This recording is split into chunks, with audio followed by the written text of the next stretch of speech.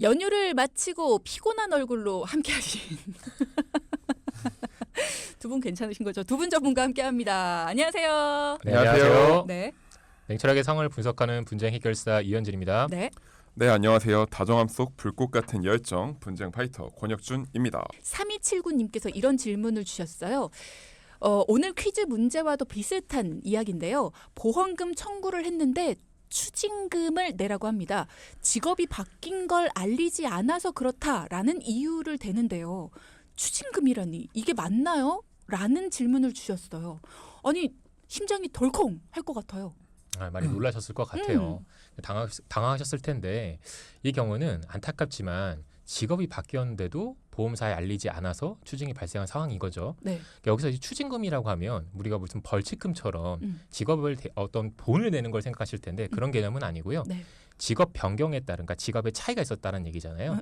직업 차이에 따른 보험료 차익을 나중에 한 번에 내라는 의미로 이해하시는 게 좀 좋고요. 이건 뒤에 나중에 자세한 내용이 나오니까 네네. 차후에 좀 설명을 드리도록 하고요. 여튼 중요한 건 직업이 변경됐을 때 보험사로 알려주셔야 하는 부분이 가장 중요합니다. 이를 통지 의무라고 합니다. 여기서 보험 가입 시 뭐 예를 들면 이름, 주민번호, 직업 여러 가지 정보를 저희에게 알려주시잖아요. 이런 것도 중요하지만 가입 이후에도 직업이 변경됐을 때 보험사에 알려야 하는 의무가 있다라는 점을 기억해 주시면 좋을 것 같습니다. 그러면 우리가 지금 질문 주신 분도 있으신데 네. 고지 의무와 통지 의무는 뭐가 다른 거예요? 내용은 똑같은데요. 보통 가입 전에 알려주시는 거를 고지 의무라고 하고요. 가입 이후에 계약 이후죠. 계약 이후에는 통지 의무라고 합니다. 뭔가 바뀌었을 때 다시 알려주는 건 통지 의무, 네. 그리고 계약 전에 나에 대해서 알려주는 건 고지 의무 이렇게 보시면 되겠네요. 네, 저희가 보험을 가입을 할 때 직업을 고질하는 이유는 그리고 상해 급수의 변경으로 인한 보험료 변동이 발생하기 때문인데요. 우리나라에 정말 다양한 직업이 존재하죠. 그런데 그 직업에 따른 질병에 대한 위험률이 다르다고 보기는 사실 어려워요. 그렇죠. 하지만 업무에 따라 사무직에 계시는 분보다 영업직 또는 현장 직군에 계신 분들이라면 상해 위험률은 다를 수 있기 때문에 직업 변경은 보험사 입장에서는 아주 중요한 거죠. 보험 가입을 할 때 이미 충분히 많은 정보를 알렸다고 생각을 하기 때문에 가입한 이후에도 나에 대해 뭔가 변경 사항이 있을 때 이거를 그때그때 계속 알려줘야 된다. 이 부분은 모르는 분들이 사실 많으실 것 같거든요. 근데 이게 나중에 나한테 불이익이 닥칠 수도 있다라는 거는 진짜 무서운 일이네요. 맞습니다. 그러니까 잘 모르시기 때문에 오늘 잘 이 내용을 들으시면 좋을 것 같고요. 네. 직업은 살다 보면 수차례 변경될 수도 있기 때문에 그때마다 꼭 보험사에 통지를 해야 한다는 점을 잊지 마시면 좋을 것 같고요. 간혹 이런 알려야 될 상황들을 보험사에는 알리지 않으시고요. 담당자에게만 알리시는 경우도 있거든요. 이런 경우는 보험사로 통지된 거로 보지 않습니다. 왜 그러냐면 담당자가 예를 들어 직업 변경에 대한 업무를 놓쳤을 수도 있잖아요. 네. 그리고 또 바쁘다 보면 그럴 수도 있겠죠. 이런 경우에는 꼭 보험사에다가 알리셔야만 불이익이 없으니까 참고하시면 좋을 것 같습니다. 네, 그리고 직업이 자주 변경돼서 일일이 알리지 못했지만 만약 직업 급수가 크게 변동되지 않는 직군이라면 이런 비슷한 직군이라면 그나마 문제가 되진 않아요. 다만 급수가 다른지 그 여부까지 일반 소비자가 알기 어렵기 때문에 맞아요. 보험사나 담당자를 통해 꼭 확인해 보시기 바랍니다. 그리고 보험사로 직업 변경을 알리셨을 때 주의사항에 대해서도 몇 가지 좀 더 알려드리겠습니다. 네, 직업 변경을 알릴 때 주의해야 될 사항이라고 하니까 여러분도 꼭 기억해 두시고요. 알려주세요. 네. 우선 직업이 변경될 때 발생할 수 있는 상황 3가지의 경우에 대해서 말씀을 좀 드릴게요. 그러니까 첫 번째는 보험료 인상, 둘째 상해담보 삭제, 셋째 계약 거절인데요. 계약이 거절될 수도 있어요. 그럼요. 그래서 우선 직업이 변경되면 상해급수라고 하죠. 아까 질병에 대한 영향이 없었기 때문에 저희는 보통 이런 직업에 따른 직업 급수라고 하거든요. 그걸 상해급수라고 표현하는데 여기서는 상해급수 차이로 보험료가 인상될 수 있다는 겁니다. 그리고 그거에 따른 아까 말한 추징금이 같이 발생하는 거죠. 이런 경우 있다는 점이고 두 번째로는 상해급수가 다를 경우에는 현재 직군에서는 가입 불가능했던 예를 들면 뭐 골절이 일반 직군 사무 직군들은 크게 상관없기 때문에 뭐 30만 원이 가입이 된다 치면 직업 위험 직군이죠. 그러니까 외부에서 활동하시거나 이런 분들은 10만 원까지만 된다거나 아니면 상해 후유장애 담보라는 이런 제약이 생길 수 있다라는 거예요. 그러면 안전직군에서 위험직군으로 바뀌었기 때문에 그 당시엔 가입이 가능했지만 지금 바뀌었으니까 담보를 줄이거나 삭제하라고 하는 거죠. 그래서 이걸 상해담보 삭제라고 표현을 해드렸고요. 셋째는 아까 주디께서 말씀하신 것처럼 해당 직군이 가입이 안 되는 직업일 수도 있잖아요. 그래서 애초에 이건 가입이 안 되는 분이었기 때문에 그런 거에 따른 계약 거절이 날 수 있거든요. 이거는 상당히 위험직군이기 때문에 예를 들면 뭐 원형어선이나 선박 아니면 선원 같은 분들은 그런 직업이 좀 발생할 수 있어요.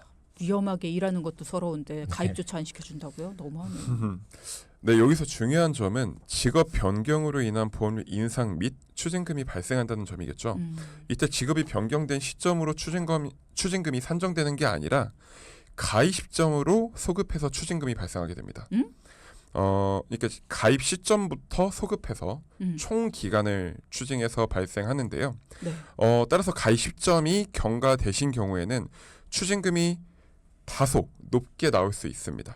그리고 이후 변경된 보험료로 계속 납부를 하셔야 되는 거예요. 아니 내 직업이 1개월 전부터 변경이 됐어요. 위험 직군으로. 그러면 1개월 전부터 내 보험료가 올라야지 마땅한 건데 네. 왜 그렇지 않고 3년 전에 가입한 내 보험이 3년 전부터 소급해서 보험금을 높이 내라는 거예요? 왜? 네. 이건 바로 책임 준비금 때문인데요. 이 책임 준비금이란 보험사가 보험 계약자에게 지급해야 할 예를 들면 보험금 아니면 환급금 또는 배당금에 대해 대비하기 위해서 적립하는 보험금이라고 보셔야 돼요. 금액인데 여기서 한 가지 더 아셔야 되는 거는 보험료를 우리가 납부하는 방식이 두 가지가 크게 보면 있거든요. 한 가지가 전기납 방식과 또 다른 건 단기납 방식이에요. 그래서 전기납이라고 하는 건 통상 알고 계신 게 갱신형 구조 상품 있잖아요. 네. 그래서 만기 때까지 계속 보험료 납부하는 방식이죠.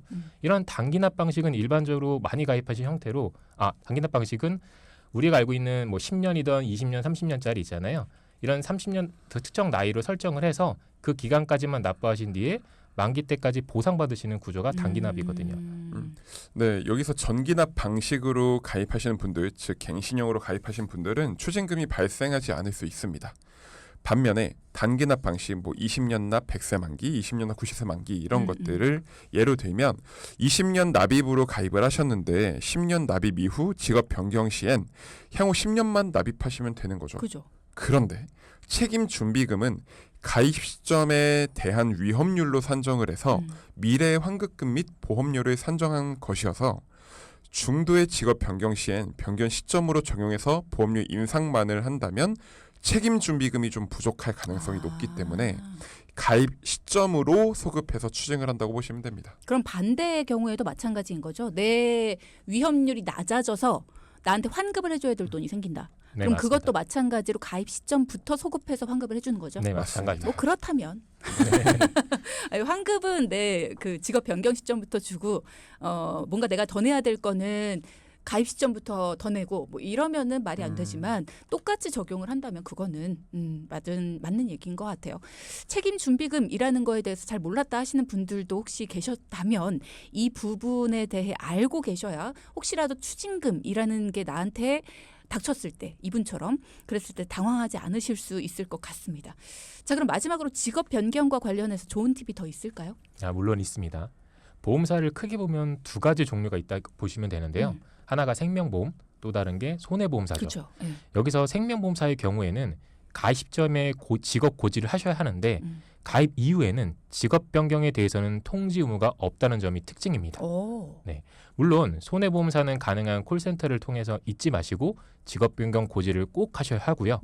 그리고 한 가지가 더 있는데요. 네. 저희가 20대 남성 초 정도 되신 분들이 병역 의무를 가시는 경우가 있죠. 군대를 가잖아요. 그죠. 이 경우는 어떻게 될까요? 군대는 뭐 갔다 올 수 있죠? 갔다 오는데 이것까지 얘기를 해야 돼요? 이게 그렇게 생각하실 수 있는데 직업 군인 같은 장교나 부사관은 통지를 해야 하는 게 맞습니다. 하지만 일반 장병으로 입대하는 일반 사병의 경우는 통지 의무가 없어요. 역시. 네, 그래서 맞을 줄 크게 알았어. 걱정 안 하셔도 되는데요. 직업 변경은 정말 많은 분들이 놓치는 경우가 많으니까 꼭 잊지 말고 미리미리 잘 챙기시면 좋겠습니다. 네. 자, 질문이 한 분 왔습니다. 최현식님께서 통지 의무, 저도 이직한 지 얼마 안 됐는데요. 혹시 다이렉트 보험사에도 통지를 해야 될까요? 라는 질문 주셨어요. 물론입니다. 다이렉트 보험사라고 하더라도 회사에 정해진 담당자가 있을 거고 음. 저희가 아까 보험사나 담당자를 통해서 직업 변경을 하라고 말씀을 드렸잖아요. 그러니 다이렉트로 하셨으면 보험사에 전화하셔서 직업 변경을 하시는 게 좋을 것 같습니다. 다이렉트는 가입을 하는 방식의 하나의 어떤 차이일 뿐이지 어쨌든 똑같이 보험이잖아요. 그렇기 맞습니다. 때문에 예, 이직을 하셨다면 당연히 통지를 하셔야만 합니다. 그래야 나중에 보상받으실 때 문제가 없을 수 있다라는 거. 우리 현식님 최근에 이직하셨군요. 꽃길만 펼쳐주시기 바랍니다. 자, 그러면 여러분의 고민사항도 조금 해결해 드리겠습니다. 방금 전에 전해주신 그 이야기에 대한 질문부터 드릴게요. 1303님께서 같은 회사인데 담당 업무가 바뀐 경우에는 어떻게 해야 될까요? 업무가 좀 많이 변경됐습니다. 보통 이런 경우라면 예를 들어 건축회사 같은 경우 현장 관리직이었다가 사무직이었다가 이런 분들이 계세요. 그러면 저는 무조건 위험직군 기준으로 보험을 가입할 때 고지를 하시고 혹여나 사무직으로 고지하시고 가입을 하셨다면 나중에 바뀌셨을 때 통지할 때는 현장 사무직으로 말씀을 해주시고 그렇게 위험 직군으로 바꿔 놓으시는 게 좋을 것 같고요. 그리고 웬만하면 뭐 계속 보험사에 알리면서 이렇게 바꾸기는 어려우니까 가장 위험한 직군으로 그냥 고정을 해놓으시고 나중에 조금 안정이 되시면 그때 사무직으로 바꾸시는 게 좋을 것 같아요. 그러니까 매번 바꾸시기 너무 힘드시잖아요. 변동이 좀 잦으신 분들 같은 경우에는 그렇죠. 위험 직군으로 그냥 해놓으시고 그래야지 나중에 보상받을 때 문제가 없을 맞습니다. 수 있으니까 그렇게 해놓으시는 게 더 필요할 것 같다라는 이야기 해주셨습니다. 조금 더 자세하게 본인이 어떤 업무에서 어떤 업무로 변경이 되셨는지를 알려주시면 본인의 상황에 맞게 저희가 답변을 드릴 수 있을 것 같은데 같은 회사에서 담당 업무가 바뀌었어요라는 이 조금 폭넓은 말씀에서는 이렇게 답변을 드리는 게 맞을 것 같습니다. 자, 그리고 또 이런 질문을 주셨어요. 1세대 실비보험을 가지고 있습니다. 너무 많이 올라서요. 해약을 하는 게 나을지 고민입니다. 59세입니다. 내년에 퇴직 예정이고요. 지금 현재는 실손보험을 매달 22만 원씩 많이 내시네요. 납부하고 있고요. 5년 갱신 100세 만기입니다. 갈아타는 게 좋을까요? 아니면 그냥 이대로 두는 게 좋을까요? 라는 질문을 7237님 주셨습니다. 우선은 해약하는 건 당연히 하시면 안 될 것 같고요. 중요한 건 말 그대로 은퇴를 하신다면 이제 나이도 59세시니까 곧 한감실 텐데 건강상의 이슈가 있기 때문에 보험을 최대한 유지하시는데 방법적으로 말씀드리면 전에도 한번 말씀드렸지만 전환실손 제도를 좀 활용해 보신다면 내 보장 혜택이 조금 줄지만 실손보험을 유지할 수 있는 방법도 있는 거잖아요. 그래서 그 부분을 고려하셔야 되는데 이때 좀 중요한 부분이 몇 가지가 있겠지만 첫 번째로 아까 말한 경제적인 상황이죠.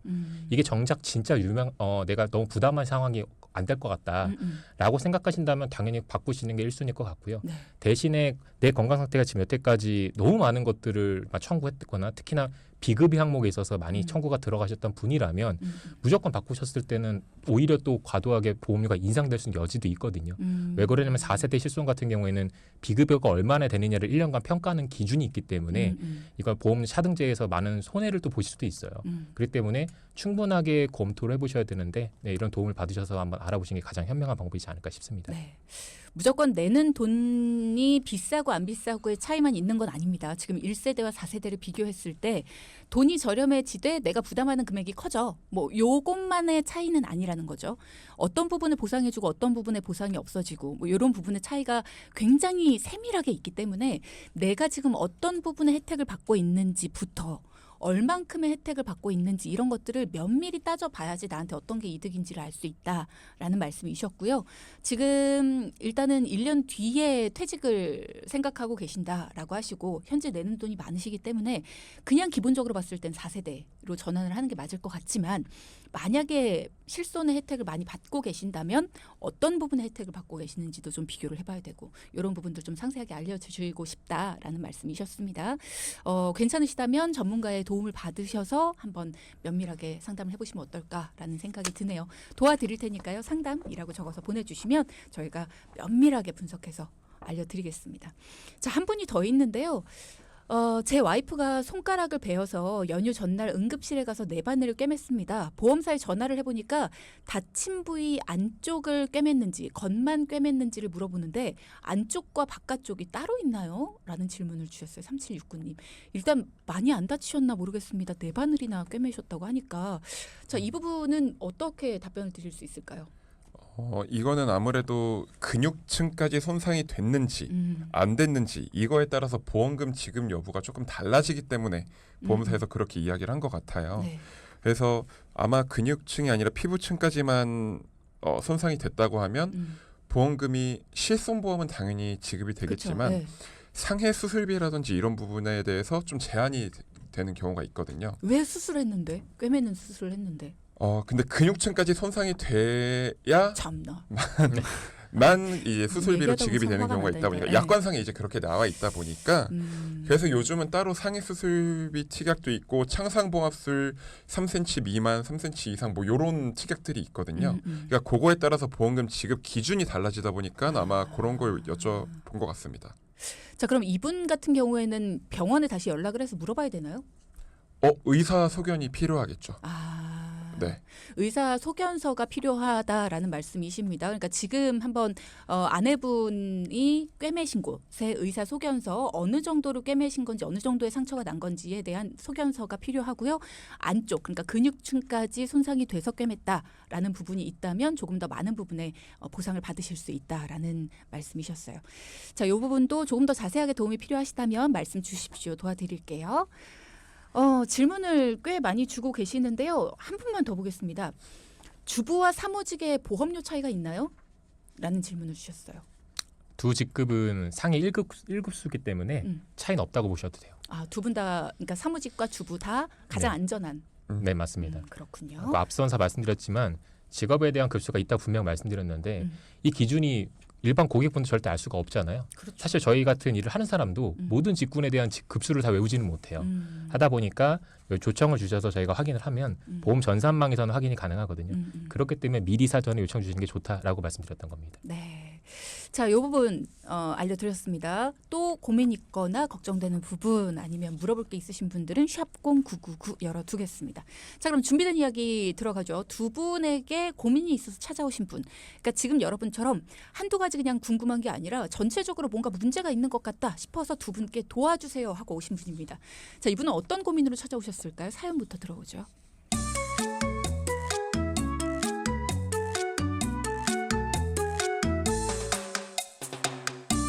안녕하세요. 저는 20대 직장인 여자입니다. 사실 라디오를 잘 듣지 않다가 우연한 기회에 듣게 되어서 이렇게 신청을 하게 되었습니다. 저는 제 보험이 어떻게 되어 있는지 제대로 잘 모르는데요. 일하는 중간에 전화가 와서 가입했던 보험들, 치아보험, 실손보험 정도만 있는 것 같습니다. 사실 가족력도 있는 편이라 다른 보험에 대해 관심이 많은 편인데요. 근데 일을 시작한 지 얼마 되지 않아서 수입이 그렇게 좋은 편은 아니라 보험료의 비중을 크게 두고 있지는 못하는 상황입니다. 저에게 맞는 비용, 부담 없는 보험을 가입할 수 있는지 전문가의 도움을 받아보고 싶습니다. 귀엽네요. 20대 젊은 여성분이신데요. 저희한테 도움의 손길을 요청하셨습니다. 가족력도 있다라고 하셨어요. 걱정이 좀 되시는 부분이 있는데요. 어떻게 도움을 주셨을까요? 네, 우선 보장을 준비할 때 저희가 꼭 확인하셔야 할 사항이 몇 가지가 있다고 말씀을 드립니다. 첫 번째, 내 상황, 특히 위험 요인들에 맞게 설계를 했는지. 두 번째, 보험료 납입 여력이 있는지. 세 번째로 본인의 경제적 손실에 맞춘 보장 구성인지입니다. 사연자분께서 가족력을 말씀해 주셨어요. 네. 사연자분의 가족력은 암이었습니다. 할아버지, 아버지, 어머니까지 암 진단 이력이 있으세요. 그러니 암에 대해서는 제대로 준비를 하고 싶은 마음이 크셨고요. 본인의 위험 요인에 맞게 보장이 준비되어 있는지 확인할 필요가 있었습니다. 네. 네, 맞아요. 그래서 저희도 집중한 것이 바로 암 진단금의 크기와 보장 기간이 가장 먼저 이 두 가지를 크게 먼저 살펴봤는데요. 그런데 사연자분의 경우 전화로 가입한 암보험이 2건 있었습니다. 여기서 갱신형 암보험과 비갱신형 암보험이 있었는데요. 갱신형 암보험은 신형 갱신 상품으로 가입한 지 얼마 되지 않았고요. 보험료가 저렴하고 보장도 큰 금액이었지만 문제점이 좀 보였습니다. 보험료가 저렴하고 보장 금액이 크다. 그럼 좋아 보이는데. 네, 그렇게 생각하실 수도 있는데요. 무엇보다 여성암, 즉 유방암, 자궁암, 난소암이 일반암 진단금으로 보장받지 못하는 상품이었어요. 10년 갱신형으로 약 4만 원의 보험료로 5천만 원의 암 진단금이 보장되어 있는 상품이었는데 그런데 여성암에 대해서는 일반암이 아닌 소액암으로 분류해서 40%인 2천만 원만 보장이 되는 상품이었고요. 네. 이 점이 아주 큰 문제였던 점이었습니다. 이 여성암은 나이 불문 발생률이 상당히 높은 암이거든요. 네. 특히 20대부터 40대까지는 여성의 암 진단 발생 확률이 남성보다 2배 이상 높아요. 네. 그래서 40대 이후부터는 남성의 암 발생률이 높다고는 하지만 젊을 때에는 여성분들의 위험률이 더 노출돼 있다고 볼 수 있는 거죠. 그렇죠. 그래서 사연자분은 가족력까지 있으시잖아요. 그런데 여성암이 40%만 보장되는 반쪽짜리 보험, 아니 뭐 반쪽도 되지 그치, 않는 맞아요. 보험일 수도 있다라는 네. 거죠. 아무리 회사마다 암에 대한 기준이 다르다고는 해도 보험 소비자 입장에서는 암으로 진단받으면 무조건 증권에 적혀 있는 대로 받는다라고 생각을 하죠. 나는 암보험 갖고 있어. 이게 우리가 생각하는 그런 암보험에 대한 생각인데 여성암은 40%만 받아. 이렇게 나눠 놓은 보험을 내가 가지고 있다라고 하면 왠지 억울해요. 네, 맞아요. 사실 증권에 분명 여성 혹은 남성 생식기암은 40%만 보장한다고 적혀 있긴 할 거예요. 그렇죠. 적혀 있겠죠. 다만 글씨가 매우 작게 표시되어 있거나 500페이지가 넘어가는 두꺼운 약관을 봐야만 알 수 있는 경우들도 있습니다. 그래서 꼭 본인의 보험의 암 범위가 어떻게 되어 있는지 꼭 체크를 해보셔야 합니다. 왜 그럴까요, 도대체? 왜 작게 적어 놓을까요? 안 그래도 작게 써놓으면서. 맞아요. 그래서 저는 사연자분- 뜻하시는 건 아니고. 맞습니다. 그래서 사연자분은 비갱신형 암보험도 있으셨잖아요. 음, 이 상품에도 좀 문제가 보였습니다. 네. 저분은 암보험인 줄 알고 계셨는데 세세하게 살펴보니까 그렇지 않았다라는 거예요. 그래서 사망했을 때 지급받는 보험금이 1억 그리고 암 진단금은 1,000만 원만 보장되는 보험이었어요. 그러니까 즉 주계약 1억에 암 진단 특약으로 1,000만 원만 가입된 상황인 거죠. 암보험은 1,000만 원인 거네요. 네. 그래서 보험료가 13만 원이었거든요. 비싸다. 네. 그냥 암보험인 줄 알고 가입을 하셨는데 알고 보니까 이건 종신보험, 사망보험이었던 거죠. 암보험인 줄 알고 있었는데 그래서 그 갱신형 암보험은 뭔가 그냥 부가적인 이렇게 생각을 하고 계셨을 텐데 이게 알고 보니 사망보험이다. 야, 아깝다. 네, 이게 보험 소비자들은 사실 보험 용어들이 어렵게 느껴지는 데다 전화로 보험을 가입을 하시다 보면 자세한 설명을 들을 수도 없는 게 문제입니다. 사연자분의 경우 한 달에 13만 원의 보험료를 내고 계셨는데 이게 1년이면 156만 원, 10년이면 1,560만 원, 20년 납입하는 보험이라면 총 3,120만 원짜리 상품이에요. 적은 금액이 아니기 때문에 전화로 가입을 하신다고 해도 제대로 상담을 받고 꼼꼼하게 체크를 하신 후 준비하시는 게 아주 중요합니다. 그렇죠. 맞아요. 그래서 사연자분의 총 보험료는 암보험 2건과 다른 보장을 포함해서 약 25만 원이었습니다. 그중 암보험만 17만 원이었던 거죠. 그런데 실질적으로 사망보장의 보험료가 많이 치중된 보험이었던 거죠. 그래서 이 부분을 좀 조정해 드렸는데요. 일단 기존 보장들은 모두 정리를 도와드렸습니다. 왜냐하면 갱신형 암보험도 앞으로 30년 보장기간을 늘려드리는 게 유리했고요. 비갱신형 암보험도 사망보장 없이 순수하게 암에 대한 보장만을 할 수 있도록 변경해 드렸고요. 그래서 사연자분의 암 진단금은 1억, 암 치료와 각종 고액 항암 치료비 특약을 모두 준비해서 보험료는 10만 원으로 준비해 도와드렸습니다. 네, 아마 가입을 하실 때는 그렇게 들으셨을 거예요. 암에 대해서 걱정하시는 부분들은 저희가 다 보장할 수 있게 준비를 해드리고 거기에 사망했을 때도 뭔가 도움을 받으실 수 있는 부분도 추가해드렸다. 맞아요. 그러니까 부가적인 것과 주가 바뀌게 설명을 들으신 거죠. 그러니까 아마 그러셨기 때문에 가입을 하시지 않았을까라는 생각이 드는데 지금 바꿔주신 부분을 보면 암보험만 17만 원이었는데 10만 원으로 줄어들었어요. 갱신형도 10년이 아니라 30년 갱신. 그러니까 여기는 굉장히 좋아진 거예요. 거기다가 아까 반쪽짜리였는데 1억에는 유방암도 포함이 되는 거잖아요. 그죠? 네, 맞습니다. 맞습니다. 유방암과 여성 생식기암 모두 포함되어 있습니다. 그리고 아무리 가족력이라고 해도 보험을 안보험만 준비하실 수 없기 때문에 맞아요. 뇌혈관과 심혈관 진단금과 수술비, 그리고 질병 수술비, 상해 수술비 등의 종합보험도 5만 원으로 준비를 도와드렸어요. 그래서 총 보험료가 25만 원에서 22만 원 정도로 조금 줄었지만 복합적으로 보장 금액과 보장하는 특약들이 너무 많아져서 사연자분께서 매우 만족하셨고요. 다른 친구분들도 정말 많이 소개해 주셨어요. 다행이네요. 자, 그럼 오늘의 포인트도 짚어보겠습니다. 첫째, 보험가입 이후 직업 변경 시 보험사로 지체 없이 알리시길 바랍니다. 둘째, 보험을 준비할 때 세 가지를 기억해 주세요. 내 위험에 맞게 설계를 했는지, 부담 가능한 보험료인지, 내 경제적 손실에 맞춘 보장 구성인지 확인해 주세요.